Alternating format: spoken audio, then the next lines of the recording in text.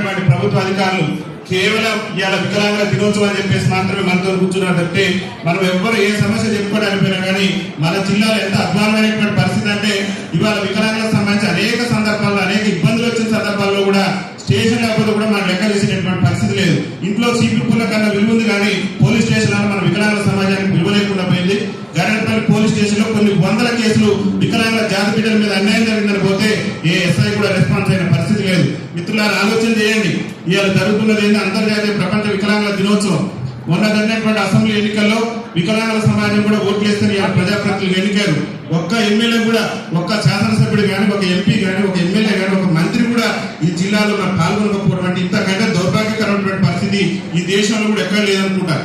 ఎందుకంటే మన ఓట్లతో గద్దెనెక్కుతున్న పాలకులు మన సమస్యల విషయానికి వచ్చేసరికి మాత్రం కనీసం సమస్యలు వినడానికి కూడా మన దగ్గర రావట్లేదు. ఇలా తెలంగాణ రాష్ట్ర అసెంబ్లీలో 119 మంది ఎమ్మెల్యేలు ఉంటే ఏ ఎమ్మెల్యే కూడా అసెంబ్లీలో మైక్ పట్టుకొని వికలాంగుల జాతి బిడ్డల సమస్యల గురించి మనం మాట్లాడట్లేదు. కాబట్టి వికలాంగుల సమాజం ఇక్కడ ఉన్నటువంటి అధికారులకు ఒకటే విజ్ఞప్తి చేస్తున్నాం, మీకు చేతులు జోడించి విజ్ఞప్తి చేస్తున్నాం. దయచేసి మా డీడబ్ల్యూ గారు జ్యోతి పద్మజ గారు డీడబ్ల్యూ గా బాధ్యతలు చేపట్టి దాదాపు 2 ఏళ్ళు 3 ఏళ్ళు దాటింది. ఇంతవరకు కూడా వికలాంగుల చట్టానికి సంబంధించి కేంద్ర ప్రభుత్వం మరి వికలాంగులు కూడా ఎస్సీ ఎస్టీ అట్రాసిటీ చట్టాలు ఎట్లయితే ఉన్నాయో అట్లానే వికలాంగుల సంక్షేమానికి సంబంధించి వాళ్ళని వైకల్యం పేరుతో ఎవరైనా దూషించినా కానీ ఖచ్చితంగా వాళ్ళకు కూడా చట్టాలు ఉండాలని చెప్పేసి 2016లో చట్టం తీసుకొస్తే ఆ చట్టానికి సంబంధించినటువంటి కమిటీని కూడా ఇంతవరకు కూడా సూర్యాపేట జిల్లాలో డీడబ్ల్యూగా మా పద్మజ మేడం గారు బాధ్యతలు చేపట్ట కాంచి ఇంతవరకు కూడా కమిటీని ఏ రోజు కూడా సమావేశపరిచి మా బాధలు కానీ మా వేదన కానీ పోలీస్ స్టేషన్లలో ఒక్క వికలాంగులు కూడా న్యాయం అందించినటువంటి పరిస్థితి లేదు. కాబట్టి మరి దయచేసి గౌరవ పద్మజ మేడం గారికి ఇక్కడ ఉన్నటువంటి అధికారులకు చేతులు జోడించి విజ్ఞప్తి చేస్తున్నాం. మేము కూడా మనసులో మేము కూడా ఈ సమాజంలో ఉన్నాం. మా పట్ల ఇకనైనా వివక్ష విడనాడండి. అడుగడుగున వివక్ష జరుగుతుంది.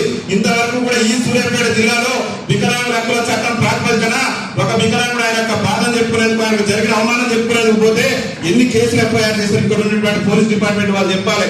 2016 వికలాంగుల హక్కుల ఏదైతే హక్కుల చట్టం కమిటీలో జిల్లా ఎస్పీ గారు కలెక్టర్ గారు అందరూ బాధ్యులే.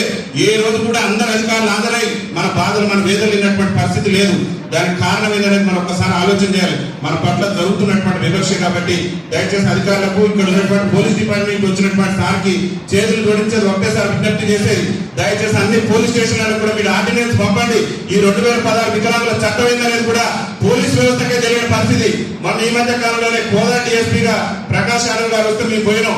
సార్ని కలిసి మర్యాద పూర్వకంగా బుక్ ఇచ్చి సార్ మాకు ఈ చట్టం ఉంది అమలు చేయాలంటే మీకు కూడా చట్టం ఉందా అని అడిగేటటువంటి పరిస్థితి. ఒక డిఎస్పీ స్థాయి వ్యక్తికే వికలాంగులకు చట్టం ఉందనేటువంటి విషయం తెలియనటువంటి ఒక దౌర్భాగ్యకరమైన పరిస్థితిలో ఇవాళ మన రాష్ట్ర ప్రభుత్వం రాష్ట్ర యంత్రాంగం ఉంది. కాబట్టి దయచేసి పోలీసులకు ఇక్కడ ఉన్నటువంటి జిల్లా ఎస్పీ గారికి సూర్యాపేట జిల్లా ఎస్పీ గారికి చేతులు జోడించి ఒక్క విజ్ఞప్తి చేస్తున్నాం. దయచేసి మాకున్నటువంటి చట్టాన్ని ఇంప్లిమెంటేషన్ చేయడంలో రాష్ట్ర ప్రభుత్వం ఎట్లాగో ముద్రపోతున్నది. మీరైనా కొంచెం మేల్కొని మా సమాజానికి అండదండలు అందించాలని చెప్పేసి ఈ అంతర్జాతీయ ప్రపంచ వికలాంగుల దినోత్సవం సందర్భంగా మేము విజ్ఞప్తి చేస్తున్నాం. మిత్రులారా ఆలోచన చేయండి. 2016 వికలాంగుల కమిటీలోనే ఈ వికలాంగులకు అన్ని రంగాల్లో కూడా ప్రాతిపదికన వాళ్ళకు కూడా రిజర్వేషన్ ఉండాలని చెప్పేసి 2016 చట్టం చెప్తున్నది.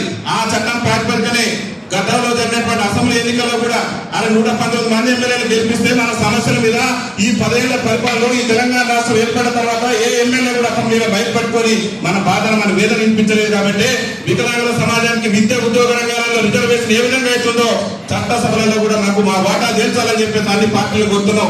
ఇక్కడ ఉన్నటువంటి అధికారులు కూడా మేము ఈ డిపార్ట్మెంట్ లో చెప్పండి, అయ్యా వికలాంగులు కోరుతున్నది ఏంటంటే పింఛన్లు కోరుకోవట్లేదు. వికలాంగులు పింఛన్లతో పాటు రాజ్యాధికారుల వాటా కూడా కోరుకుంటారు. కాబట్టి ఖచ్చితంగా వాళ్ళకు రాజకీయ రిజర్వేషన్ కల్పించేందుకు మనందరం కూడా చైతన్యం కావాలని చెప్పేసి కూడా మీ అధికారుల దృష్టికి మీరు తీసుకెళ్ళండి. అదేవిధంగా ప్రధానమైనటువంటిది